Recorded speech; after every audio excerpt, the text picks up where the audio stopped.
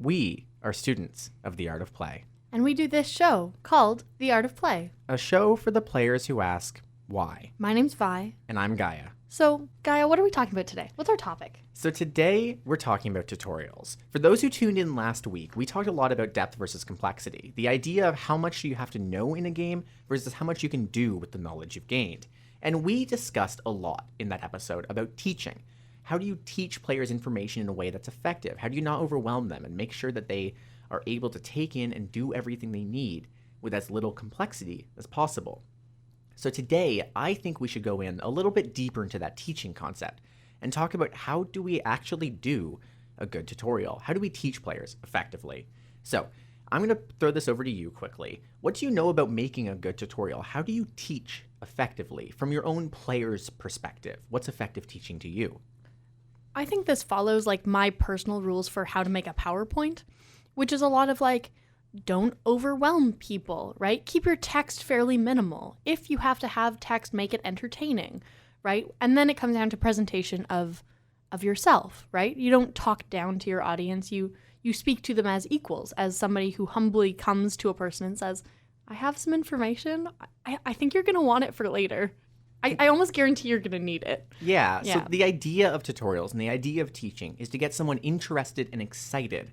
And anything that doesn't do that is not very effective. Yeah, it's not a successful tutorial. Yeah, exactly. So, kind of as a beginning piece of this episode, I want to talk about some of the fundamental concepts of making tutorials, of what is good teaching. And then we will take that and use that to go further into examples of good teaching and examples of bad teaching that we've seen in video games before. So, I have 4 rules here, and these 4 rules build the basis of making a good tutorial. So, do you think you can guess some of them already? You've kind of already hit a few of them on the head. So what do you think the first key rule would be? I think your first key rule is going to be minimal text. Exactly. Yeah. So the first rule in a good tutorial is less text, more interaction. More ability to see, to do, to hear, to feel. And less reading things on the screen, and even less cutscenes, to be honest. Now, there are 3 other rules. Now, what do you think the next one might be? You've also hit this one. You've hit almost all 4 of them. Ooh, okay. Based on what you just said there, I'm going to say something that makes a player feel successful. Yeah, make your players feel successful. In game design, this is not just success, but fun. Make it enjoyable for the player. Now, this kind of bleeds into our next rule. Don't front load your player. Your player can't have fun if they're overwhelmed, so give them time to think, to understand, to learn before they have to learn the next thing. And as a final rule, reinforce learning through play. It reads a bit longer than the other rules, but it's make it so your player actually plays with the rules, with the new things that they have learned before learning more. So we kind of have an idea of the 4 big rules of game design, or not game design, tutorials. And this kind of leads into the question of why do we have these 4 rules? Why aren't there more? Why aren't there less? And it really comes down to when you want to teach a player well, when you as a player are playing a game and you're trying to learn, you want to learn quickly, you want to learn what you need, and you want to play the game. We're playing games because we love games. We want to play games. You don't want to sit down for a 3-hour cutscene tutorial like most old video games used to do. Skyward Sword, I'm looking directly at you. That game, the amount of cutscenes you get through it's not even in the first hour of play where I'm like, oh yes, we're done the tutorial. It's no. Now we go down to the real world. We're going to descend from Skyloft, and we're going to encounter more cutscenes. Exactly. It was at that point where I was I was like, Gaia, buy this game for me. Get it out of my house. You did sell that to me. I did. Isn't that kind of how we met in the end? Not how we met, but it was the second time we'd ever I think talked. it was the first time we were talking about games that weren't D&D specific. Yeah. We hadn't talked much up before that point. No, not really. And then you sold me Skyward Sword because it frustrated you. Yes, and I love that game. complained so much about Skyward Sword that you were so nostalgic for it. Oh, actually, do you know what? That's actually a really fun friendship fundamentals for me about this game's origin, or this show's origin too, is complaining about Skyward Sword. Because I have a really, really soft spot for Zelda games, and I was very excited to play Skyward Sword on Switch, and then I played it, and I was like, it kind of sucks. This is bad. It's not a great game. I mean, have you played Spirit Tracks yet? No, not yet. Oh, Spirit Track is bad. Anyways, we're getting a little okay. We're getting a little off from the topic. So talking about tutorials, you as a player, you as our audience, would probably care about knowing which games don't make you frustrated at the beginning. You probably already, as a listener, know what makes a bad game, as you've probably talked about games that had 10 hours of cutscenes at the beginning, or games that forced you to learn every single mechanic at once and made you feel overwhelmed, or games that made you study an entire tech tree right at the start, before you even picked your character, like most MMOs, if you call back to our complexity episode. You've experienced bad tutorials, and those bad tutorials probably left a bad taste in your mouth. You've played these games and you put them down 10 minutes in and said, wow, I kind of regret that purchase, or I'm going to go play Skyrim, or I'm going to go play TF2, or you're going to play some other game that you've learned and enjoyed and put countless hours into. And you're not even 10 minutes in and you're already like, this isn't worth it. I'm not playing this anymore. So your first few minutes are incredibly important in a video game, and it's so easy to do it wrong. Now, we're pulling a lot of our content from the YouTube series called Extra Credits, which does similar episodes to us, but focused on game design for designers rather than for players. And they have a key rule in here for their designers, which I think really gets at the heart of this. When you're making a game, you're designing not for what's on the screen, but for who's behind the screen. And I think that really gets at the heart of the problem of bad teaching. If you're designing for what's on the screen, you want the screen to look cool and to feel cool and have all the stuff in the game. And then, as a player, you have nothing. But you're going in, when you're a game designer, you're going in sort of top down, right? Yes. You went into this game and you went, oh, I built all these cool mechanics and I've got so much that I want to show the player. And I want to show them all of it, all at once, in the coolest way that I think all of these mechanics work, right? Exactly. You go in talking about very specific things. Like, oh, I'd really love to show them when you do this chain of events that you can then trigger this last thing, and that's super cool. Or in strategy games, like, look at all of the options you have to you. Look at all of these cool things we built for you to enjoy. All of these cool things we built for you. Except that as a player going in blind, you're like, I want to play this game because my friend said it looked cool and I saw photos on the internet and people are excited about this game coming out.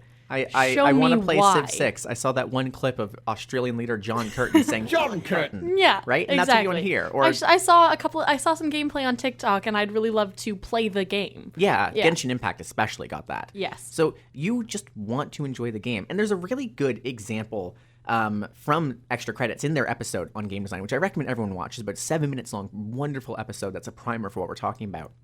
And they have one of the writers, the key writer for their show, is a game kind of advisor to companies. He comes in and says, here's how you make a good game, teaches their designers, really gets them up to speed. Wonderful guy to call in, right? And he came in on a game pretty late into development. He sat down with it, had them tell him nothing, didn't want to hear anything, and started playing. 20 minutes in, it's an RPG, okay? Like fundamentally collect items, build up your characters, win. He couldn't open the inventory. After 20 minutes, he pressed every key multiple times, couldn't get it. So he went to the devs and was like, how do I open the inventory? I can't figure it out. And they answered, triple click on your character. Triple click. Why? Like, I get clicking on your character if it's like a point and click kind of one. Sure, yeah. 3 times quickly? No. Bad teaching. And it wasn't taught to the players because for the developers, you kind of already knew it. So as a player, you would immediately be able to identify that as bad teaching. But really, we're not here to give you examples of bad teaching. You've seen these kind of outlandish examples of when developers don't listen to the fundamentals about teaching. So instead, let us talk more about good examples of teaching. Now, we gave you 4 rules when you tuned into this episode, 4 fundamental ideas for teaching a player well. Now, you'll notice we left out how much you should teach your players, as that's really game dependent, and there's not any hard rule on it. Instead, when you do decide to teach, you need to know how. So we're going to give examples of a few games. Each one should be the pinnacle of one of these rules, and they should be good overall. They can't break the other ones, but they really showcase why one rule is good or bad. So our first rule was the idea of less text and cutscenes and more interaction. Now, I would love to give an example for this, and I think you've heard of this game as well, Vi. You've heard of Spelunky 2. I have heard of Spelunky. Do you think you could give a little description of what it is? Do you have an idea? I honestly don't think I could do this game justice. Oh, you don't have to. I will step in. Step in. Spelunky, as I understand it, is like a little, not like a dungeon crawler, but it's like a platform. It's a platformer. It's kind of a dungeon crawling platformer kind Yeah, of thing. Yeah. okay. And you like get through it with all of these different like mechanics and weirdness. Like the thing that I've heard most about is that it's like kind of chaotic because you can approach every level in so many different ways. Yeah, so Spelunky as a game series is a game series dependent on going through kind of underground 2D platform-heavy landscapes, trying to get the treasure at the bottom of this cave system that eventually turns into underground secret temples and cool things like that. You're spelunking for treasure. That's the goal. Now, you'd probably think, what does a tutorial for this game look like? Now, because the game is randomly generated every time you play, and it's a roguelike, you die once, you go right back to the beginning, no upgrades, you're just going at it again. What would a good tutorial be for this game? Well, Spelunky 2's tutorial is very clever. You open the game, and the main entrance to the spelunking is locked, and there's one door off to the side you can go in. You can already press every button, do every action, take out bombs, take out ropes, experiment already, which is a wonderful decision. But there is that door, and it's the only place you can go. So you go to the door, you go in because you want to start playing a Spelunky, and you know kind of what it looks like by now. It's kind of obvious you're going into these doors to go underground. You go in, and there's a guy standing there that says, hey, let's race the tutorial. And that's what he says. He says, let's race the tutorial. Let's see how fast you can do it. And you go through, and it teaches you every command one by one. Jump, dash, dive, and there's no text at this point. It's just a thing on the screen that says A, and there's a picture of you on the ground with an arrow, and then the same arrow's there grayed out, now you're on top of a block. And that's all it has. No text besides that, just the letter A. And that's how you learn to jump. That's how you learn how to attack enemies. For enemies, it has cardboard cutouts of the enemies standing there to represent what they look like. Yeah. But also it's hilarious because it's just cardboard cutouts and you just keep going, right? And it actually times you, and you can keep doing it to get faster and faster, and it will show you your position on leaderboards. You can actually get the world record for the tutorial level. Yes. You can speed run the tutorial level. Mm-hmm. Hilarious to me because the speed run record is inhuman.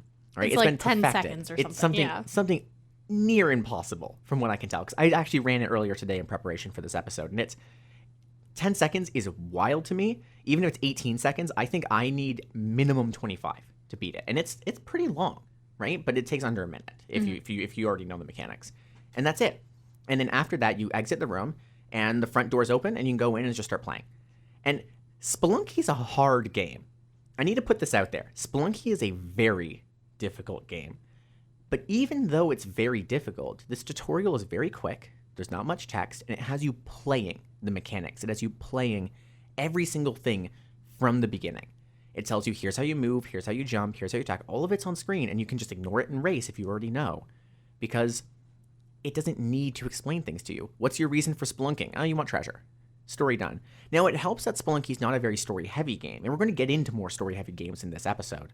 But one of the beauties of it is the tutorial is just another level, and you get to race it for fun. Yeah. And that's it. There's no text, except the one guy who says, do you want to race it? Talk to me again if you want to race it. And he's like, all right, I'll start the timer when you start moving. Go. That's his text. And it's wonderful, because the whole thing is you don't need to tell your players, all right, press this button to do this, press this button to do this, open your inventory with this, select this button with this, do this with this, run, jump, fall down, take damage, have fun. Right? Like, you don't need to tell your players that, because they can do it for fun. And again, Spelunky has it easy. It's not an RPG. It doesn't have special abilities or skills that would make the tutorial more complicated. Yes, there's also not an introduction to a world that you need to know. Exactly. There's not a whole lot of like world building happening that also takes place in the tutorial. Yeah. So why don't we dig into a series with heavy world building now? Now, I know that you are aware of a game series with a good tutorial, and I think you've played it before. And if I recall, we're looking at The Witcher 3. We are looking at The Witcher 3. So, I need to preface this with, I don't just know this game. I love this game. It's a wonderful It's a really good game. I haven't beat it yet just because it takes a lot of time. How do you beat it? Well, also, yeah, it's open world. How do you beat it? It's massive. Yeah. So I want to make sure we focus on a certain pinnacle of game design. And one of them is making your tutorial fun. So with a bit of a focus on that, why is the early bit of The Witcher 3 fun?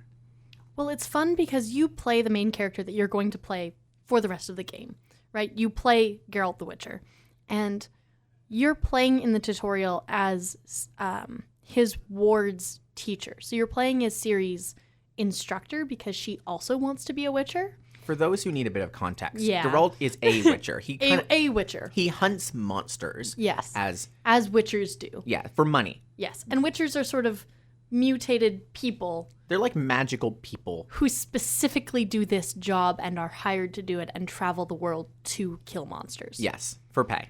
Yes. For pay. And they are based on a series of books by the same name. Yes. Yeah. From a Polish author. Wonderful book series, by the Yes. way. And the character, Siri, who you're teaching, is a young child who's probably near age 10 to 15, that range, who wants to learn to become a Witcher.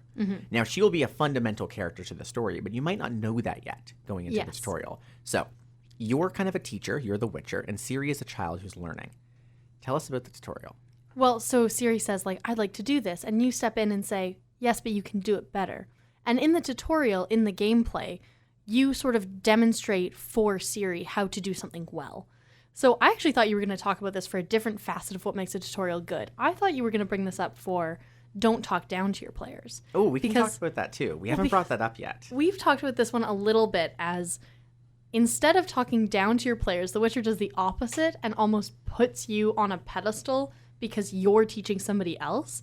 Like, they give you this level of, like, you're an expert without you actually having any kind of expert knowledge at all in the first 10 minutes of the game, which I think is really kind of novel and It fun. makes you feel good. Now, I remember the play-by-play for this tutorial a bit, as I had to research it to come for this episode, because I was told to talk about this hours ago by my friends who listened to our first episode, our Yeah. intro episode, which aired last week. Yes. And these friends were like, ooh, The Witcher 3 is a good tutorial. You have to talk about it. And what ends up happening is Siri dares you to chase after her, to follow her, and starts running along these walls of the castle, which are very dangerous. Like the type of thing where she's running on top of like wooden spiked palisades. Trying Yes, to but they are go. some of that is built for training. Yes. Like, that's kind of the world of The Witcher, is that everything is dangerous and it will kill you. Yeah. Yeah. And I think she wants to race you to the training ground. And you can say no. You can skip this tutorial and just go straight to the training ground and not do it. But if you say yes to the race, which the game sets it up so you really want to, you literally chase her and do all of the tutorials for movement actions in the game, which is not too high, but still significant. Running along the walls, chasing after the kid to the training ground as her teacher, who's trying to have a little bit of fun as a teacher. And you get to the training ground, and she's like really overconfident and thinks she knows everything.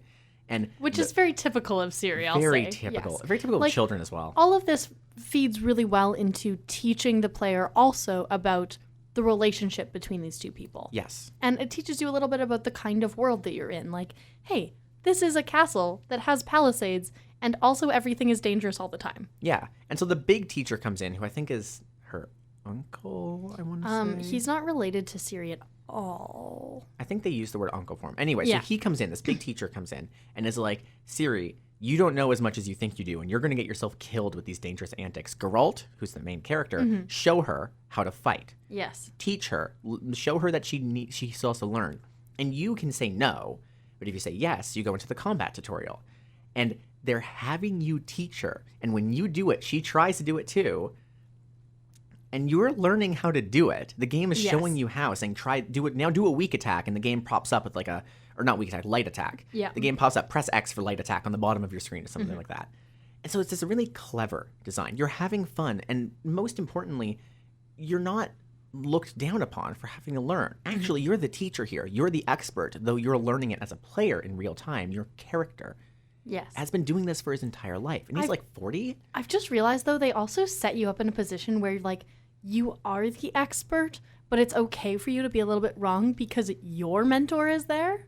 So, Yes. like, Geralt's mentor is there, you're there, and you're mentoring Ciri. So even if you're like, ooh, not quite right, I'm pretty sure that other character steps in and is like, no, do that again. Yeah, he tells do you to it do it better. again. Yeah.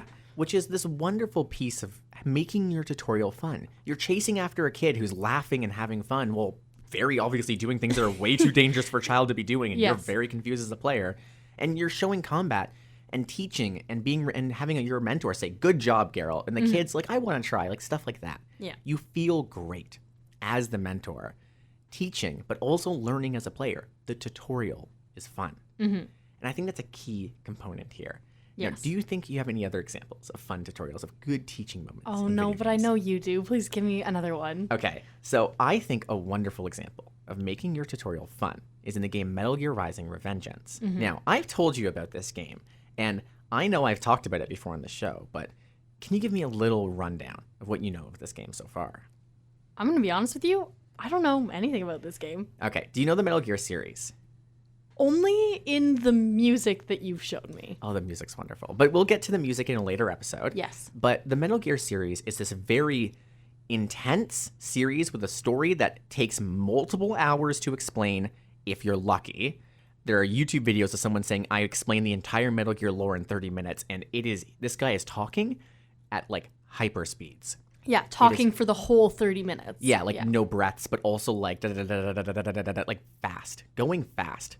But besides the lore, the idea of the Metal Gear Rising games is that they're unlike the original Metal Gear Solids, which were stealth kind of military games of breaking in and finding military secrets and taking them down before they become a massive problem, mixed in with some degree of weird kind of fantasy-like magic, and one of the most confusing stories I've ever had to listen to. And I have tried to understand the stories. Good luck.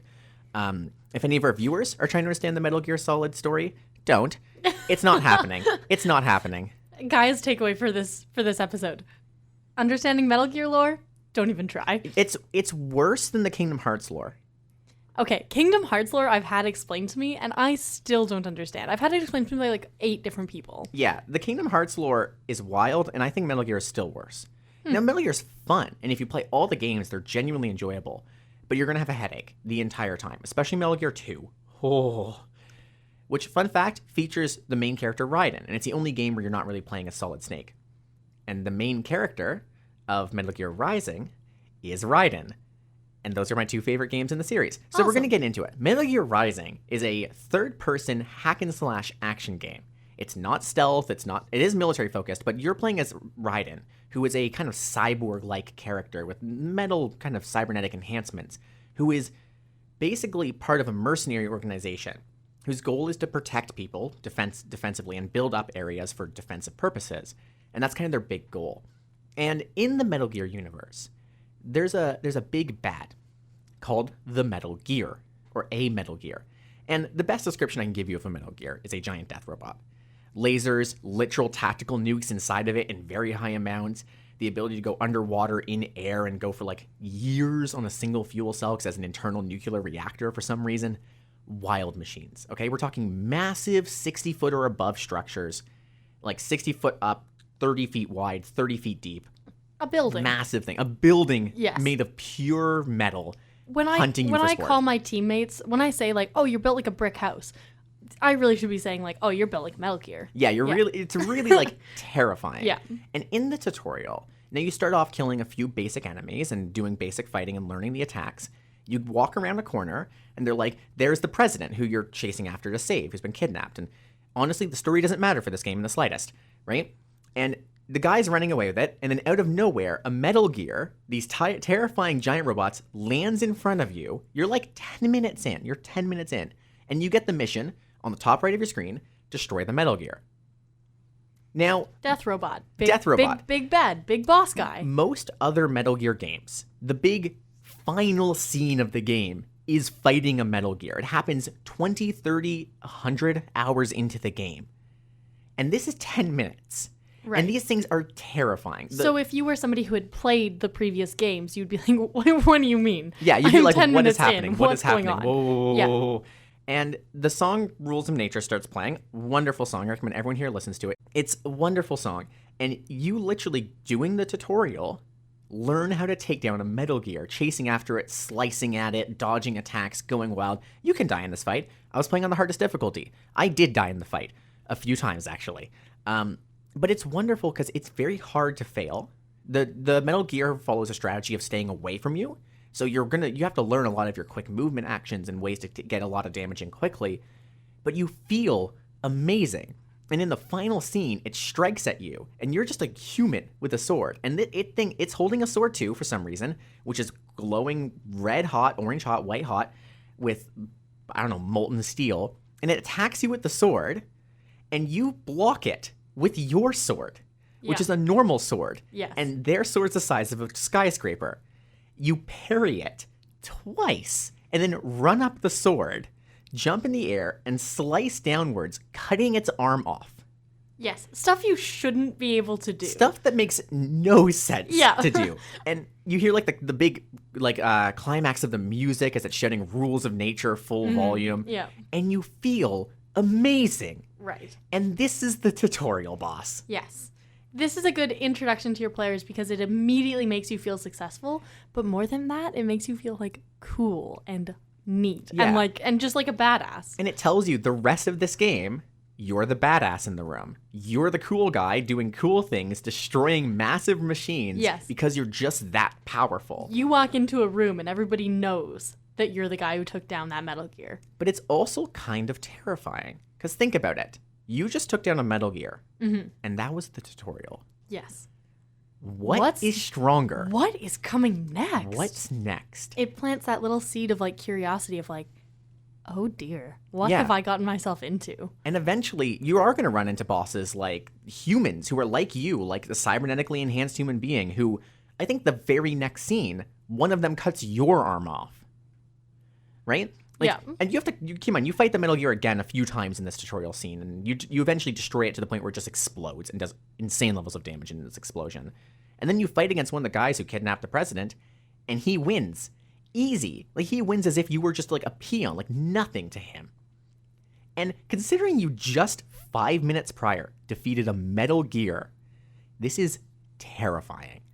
And your mission becomes, I want that character dead. Yeah. I want him gone. And you feel cool and terrified at the same time. Would you say then that this is also a really good example of something that like tells you the story in the tutorial? It does. And we'll get into this in our episode on telling stories through world design rather than through telling players. My episode on environmental storytelling. Environmental storytelling, which will be coming out next after this one. But the music tells the story a lot here as well. About halfway through the fight, the music shifts from an instrumental version to a lyrical version seamlessly because they have both playing at the same time, but one muted. So they just unmute the lyrical one and mute the instrumental one. You're good to go. And it starts, the story of what you're doing is kind of in the lyrics of the music. So if you're listening carefully, which is very hard with how much you're doing, you get the story of your character, of the fight, which I think is really cool. It's really cool, but really difficult for people who have audio processing issues like me. Yeah, you can turn subtitles on. You can turn subtitles on. But it also makes it so that you can be a badass the whole time, and you don't have to worry about story breaks. Right. You don't have story breaks. The story is weaved in to what you're doing. Yes, it's happening with you as opposed to pausing for a cutscene and being like, let me tell you why this is cool and important. And the only time you get cutscenes are basically at the start and the end of levels and when a boss like spawns. And there's wonderful lines that tells a character's background in that game as well, but we'll save that for later episodes. But that's how you can see, as a player, what is a fun tutorial? What does a fun tutorial look like? It's a tutorial that makes you feel good. You don't feel like you're learning. You feel like you're being cool, mastering game systems, doing amazing things, feats of nature well above what the average human can do. And it doesn't even have to be that epic. A fun tutorial could be something as easy as winning a card game, right? A tutorial for chess could put you in a position of you can checkmate in 2 moves.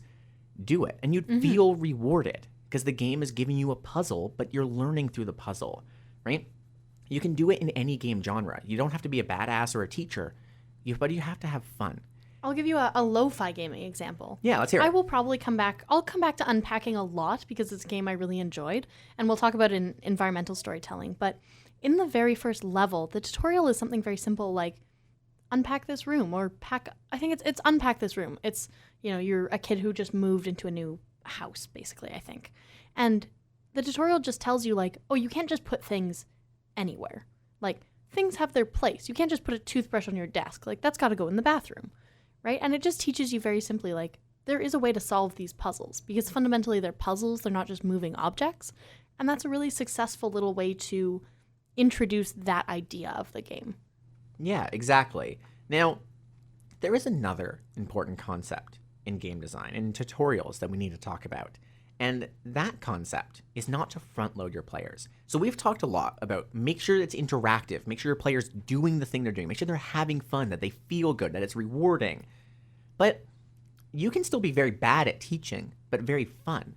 I teach mathematics. I can make a classroom fun without teaching you anything that you need to know. I could tell you the stories about really cool histories and why the invention of IQ was based off these really complicated statistical mechanics, and all of them culminated to something that's actually fundamentally flawed. But you have gained no actual ability to do statistics from this story. Me telling you this hasn't taught you anything, but I made it fun. I made it interactive, but I haven't educated you yet. So let's get more into the tricks of making sure that people are well educated. And the first rule here is to not front load your players. Now, I've been playing Persona 5 recently, and Persona 5 came out in 2017 or 2018 originally on the PS3. Very old game nowadays, actually. Recently remastered, came out on PC a few weeks ago. I bought it at launch for $80. My wallet is screaming, but I am happy. Okay. I'm very happy. It's worth it. It's well worth it, especially because it's the Royale with all the DLC. So good. Wonderful game. And it has a wonderful tutorial. I am 10 hours into this game. Now, I'm playing the game quite slowly. I'm streaming it and talking to my friends, so I think I'm actually like 5 hours of actual progress in the game. I am not done the tutorial. I am still doing the tutorial. Now, for people here who are listening and have not heard of Persona 5, Persona 5 is a RPG, kind of JRPG style game, where you're playing as a high school kid. Wow, who's heard that before?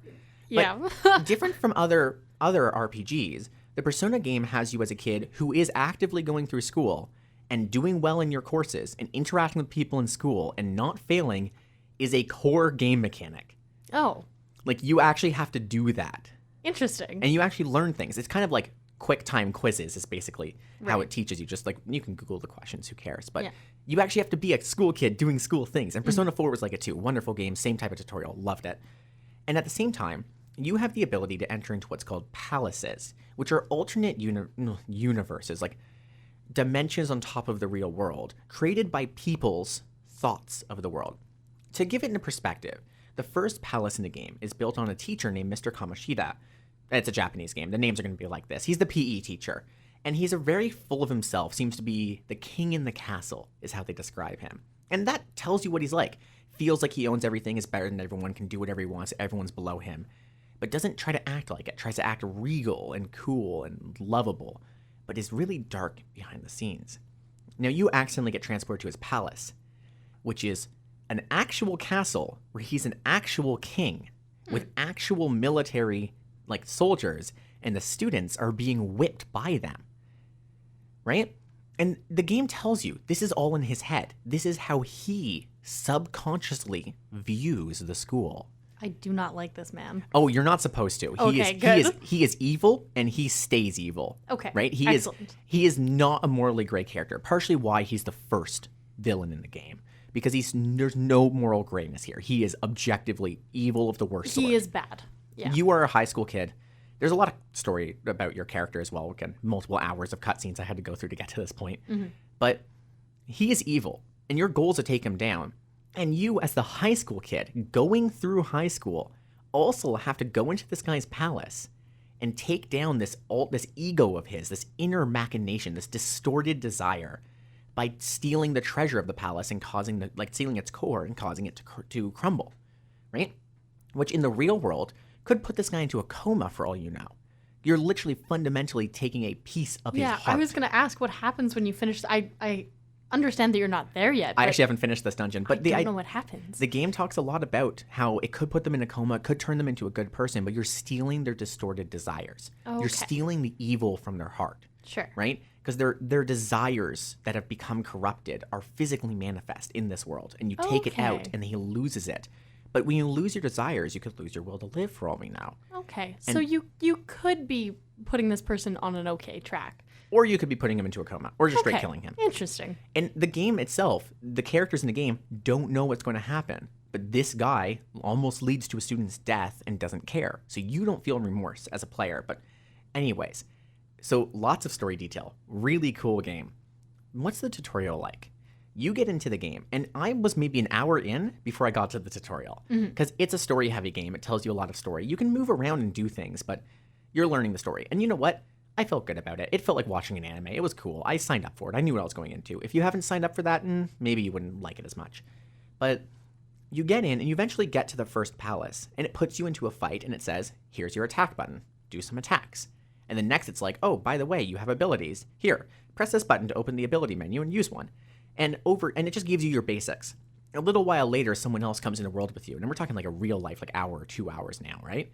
Someone else gets brought into the world with you, and he's freaking out, and eventually you're going through the dungeon, they're trying to escape, and he's like, oh, I brought this like toy gun with me. And it's like, I don't know if this helps, but it might like, be good for threatening them, right? And you look at it, and your guide, who's a character within Morgana, is like, wait, we're in a world created by desires. If they think it's a real gun, it will act like one. And now you can use your special move, gun, which I think is a hilarious concept. That's very memeable. I really love that. It really is. But now you have your range attack, and it teaches you that. Mm-hmm. And then that person becomes a party member you can control. Right. And so it teaches you about that. And then later on, you can get more personas, which are like these abilities, right? Okay. These beings that represent your inner self. So you can get more of them and strengthen them. And every time it wants to teach you a new concept, it's always like a half an hour since the previous. You've gotten to use the previous on multiple occasions. And now you've walked out, you got a new ability, you use it for half an hour, and they give you the next thing. Okay. And it's always adding these little things until you've learned all the mechanics. But there's a long time between them. So does it feel to you like a slog in those 30 minutes between abilities where you're like, just give me the next thing? Actually, no. Because Okay. most of the fights, if you are using the new thing they told you, go very quickly and work very cool. hard to make you feel good. Yeah. So when you just learn how to attack, the enemy is weak to basic attacks. Mm-hmm. Your weapon's a knife. They're weak to knife attacks, right? Right, yeah. Once you learn how to use your special abilities, your special ability is lightning. So the next enemy is weak to lightning. Okay. Once you get the gun, they're weak to gun, which is range attacks. Yes. Which I still think is a hilarious way of saying it. Yeah. What's your weakness? Gun. Gun. Mine is too. Also me, yeah. Yeah, I think my weakness is gun. Is gun, yeah. But I mean, to be fair, I think I'm also weak to knife and lightning, but especially gun. I'm especially gun. weak to gun. Yeah. But that's the idea that it's going for, is once you use the abilities, you feel good, you feel powerful. My Wikipedia page, there's a little spot that says special weakness, gun. I would put that on my own Wikipedia page. I don't have a Wikipedia page I yet, also but don't have a Wikipedia page, but I would love it if it says special weakness, gun. I would write that on my own Wikipedia page. Source, the author. Yeah. That would be really good. It would. But Source, personal correspondence. of course. So the idea is you don't want to front load your players. Mm-hmm. You want to give them time with each ability. And you want to make that ability fun. Follow the other rules. Fun, interactive, avoid being too cutscene heavy for these. Right. This game is very cutscene heavy, I will admit. But it's the genre. Yeah, it's also a very heavy story game. Very heavy story. Like, I think very those dark story. Cutscenes probably follow you through the game. Like, that's a crucial part of understanding that game. And remember, this teacher is the PE teacher, and there's a lot of references of him abusing his students. That's why you're going in to stop him. And it gets very dark, and that's an important piece. But for the tutorial concept, you're not supposed to front load your players. And this game does amazingly at that. It gives you a mechanic, and it works for what you're doing. Right. And you feel good. It very, kindly builds things as you go. Yeah, and It isn't, here's a pile of stuff to learn. Have fun. Yeah, and I know of another game that does amazingly at not front loading the players, giving them time to learn each ability. And I think you know this game even better than I do. I think Legend of Zelda Breath of the Wild. Oh, I love when you bring up my favorite game. It's a wonderful game. Yes. So the tutorial for this is in the Great Plateau with 4 areas you have to go to learn abilities. Can you tell us about that? Yeah. Contained environment starts you off with a little bit of storytelling, right? There's a guy who's a ghost, maybe, after you wake up and you have some flashbacks of things. And he's like, look, castle, red sparkly thing, dangerous. And then he doesn't really tell you who you are or what's happened. He understands that you've lost your memory, which is, I think, a really fun way to start a game, which is you are somebody who has a history, but you don't know what it is. Because a little bit of a mystery element. It gives you a sense as a player of ooh, something happened before I was here, right? Before I was a player was here. And then you step into a character who is a blank slate, basically. And you can map yourself onto this person. That's cool. I think that's neat. I think it's wonderful. I think Blank it's great. slate characters are very good for game Really design. good. Very important. There is a book about the psychology of Zelda that I read after playing this game. Oh my gosh. Yes, that's That very is good. very deep. It's very deep. It's all about just how this link was very successfully put together so that lots of people could map themselves onto this person. Right. That makes sense. Yeah. And So- a lot of it has to do with like other things that happen later. Of course. But, So tell us about the Great tutorial in Plateau. this game. What's it like? well, it very, very softly sort of gives you a couple of tools, right? And it sets you tasks. It opens up 4 shrines and it says, go to them. Go navigate this smaller space and go find them and enter them, and you can't leave until you've done those 4 things. Yeah. So what is a shrine? A shrine is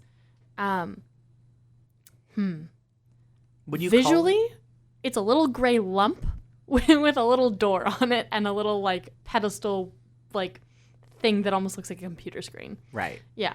But But what it happens? is What do you do in these shrines? it's an entrance to a tutorial, to a fun little puzzle. To like a puzzle room. A puzzle room. Yeah. And so in the tutorial, when you enter the puzzle room, you know, there's a challenge that's set up in there. There's a puzzle to solve with some of the things you're trying to be taught. And they continue on throughout the game. Past the Great Plateau, there's 150, 120 of them. A lot. A lot of them. More than 100. More, yes. Like throughout the world. And some of them are really hard to find, and there's puzzles to find them. Yes. Right? So tons of stuff like that. But in the Great Plateau, you're Yes. given 4 special puzzles. Yes. So why? Why do we have these 4 puzzles? Why? They are. I don't actually remember what each of these 4 puzzles are. One of them gives you the bomb ability. Oh, yes, they're the runes for your Sheikah Slate. They are. Okay, so these are What 4. does any of that mean? These are 4 very like particular like magical abilities that you have as a player, accessible through a little tablet that you have that's part of like ancient technology. So Of course you have your iPad with you. Yes, of course. So you have, sorry to go off topic for a second here. I've seen cosplayers who have actually built like iPads into a Sheikah Slate thing. Oh, of course. So that they the can perfect have phone it. case. I think it's just great. So it also looks a little bit like the Nintendo Switch, which I kind of think was intentional, but Oh, of course. I We're digress. talking about Nintendo here. yes. So these are 4 abilities. 2 of them are bombs. One of them's a square bomb, so it doesn't roll, and one of them's a round bomb, so it does roll. You have Okay, that makes sense. You have one that's a magnet, so you can push or pull things that are magnetic, which Okay. is super cool. So it teaches you that you can like drop metal boxes on people to kill them. You have one that's a camera, but I don't think that's built into the slate. Yeah, that's kind of a side ability if I recall. But I don't really remember what the 4th one is. Do you know? Don't remember what the 4th one is. But we got the idea. So the idea of these shrines is you go in, you get an ability, and you complete a puzzle centered around that ability in this kind of Great Plain to help you learn it. So you're given like a special zone. And in that zone, your one ability, the new one you've gained, is fundamental to completing your puzzle. So you get this kind of personal teaching area. Now, you look like you found out what the 4th one is. Yes, I looked it up and I'm mad at myself. I've played this game so much and I don't know what they're all called.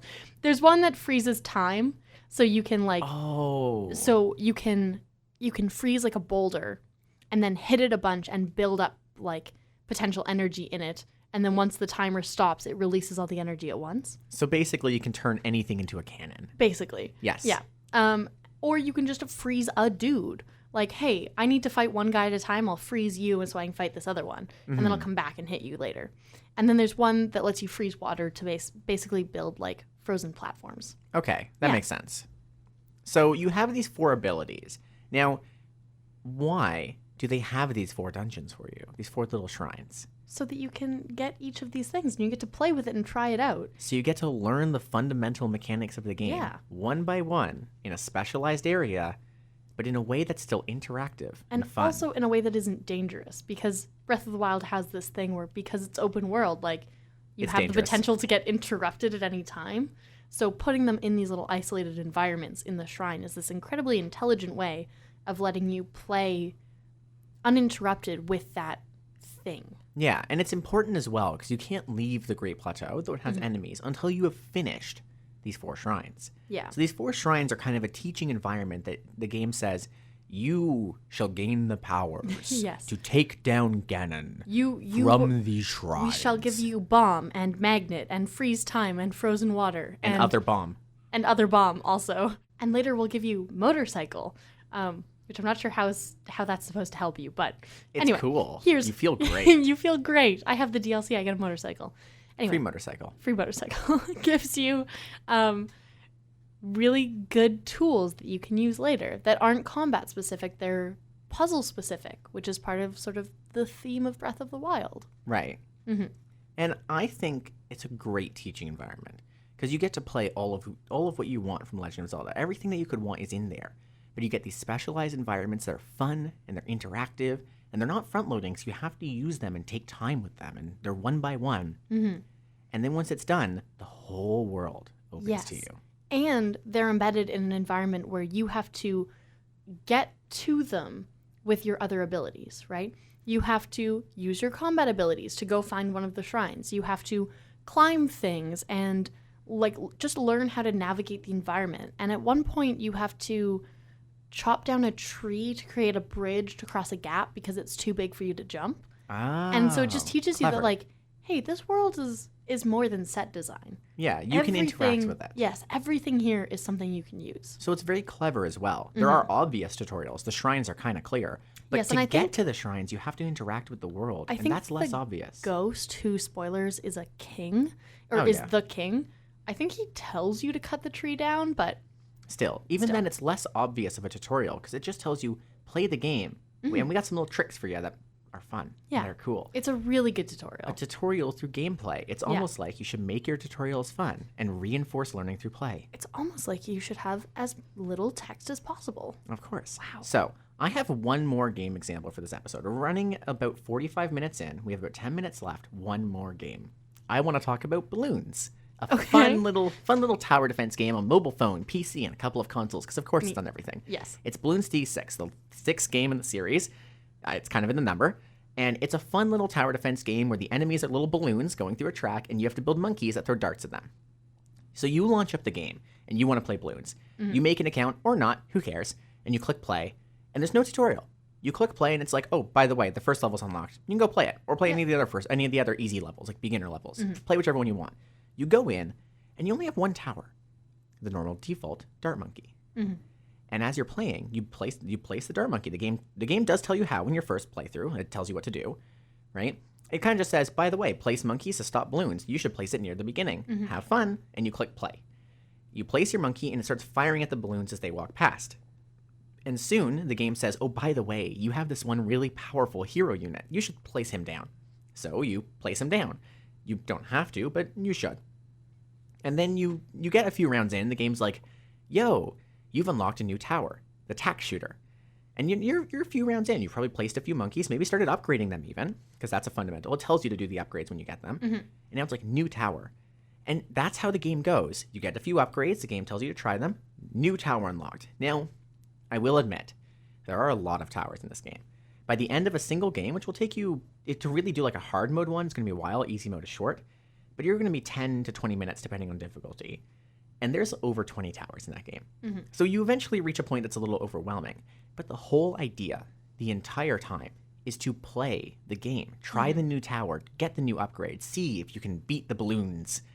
This was reminding me of like that era of just like iOS games of like Cut the Rope and like Subway Surfer, where the first thing is just like Just play the first just level. play the first game. Like, Yeah, just we'll tell you go what to ahead. do. Yeah.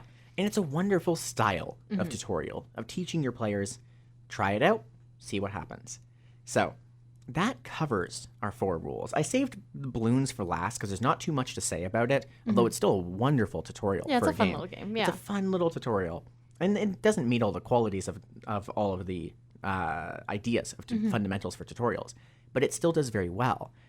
But what about something that's a little bit like less simple? What about something more like Civ? What is it? Civ 6? Civilization, Civ Yeah. 6. So strategy games have a very hard time with tutorials. So we've spent most of this episode talking about good tutorials. Yeah. Let's talk about bad tutorials. Or And not even those- bad, Just difficult. unsuccessful tutorials, I think. So making a tutorial for a strategy game is hard. Because our first rule was let people play the game. Let people have fun, less text. When you have a game with dozens of interacting complicated systems that are affected by your first decisions all the way to the last, that are all crossed with each other, plus military, plus everything. Or even like tabletop gaming is a little bit like this. Yes, how do you let a player play? Now, a lot of games do it differently. I think the Total War series, a series very similar to Civ, does very good at it. It throws you in and says, we're going to put you in the world. Here's a scenario. Here's a quick explanation. You can make these decisions. Have fun. And it Yeah. gives you a limited set of buildings, limited set of units, less things to do, and lets you just play a more simplified version of the game. Now, that works. For some players who are experienced with strategy games, they would not want to do that because it is a little soul-sucking to Yeah. be given a simplified version of your strategy game to play. Now, we talked about something that I think would be successful in a strategy game like this, which is to start your tutorial as puzzles. Yes. Like, hey, I know that you've just downloaded this game. Try to solve this little problem we've created. Here's a handful of tools. And even if those tools are text heavy in showing you how to use them, they'll show you how to do a problem, like how to create a solution. Yes. And that's a little bit more, if you're walking into a strategy game, you're looking for something that uses your brain, right? Yeah. You're looking to problem solve. So if we give you a problem to solve, it feels pretty it good. feels pretty good. Yeah. And that's the hard part of strategy games, is they're simply so big and so detailed. Most strategy games will simply give you text guides, looking at the game like AI War, for example.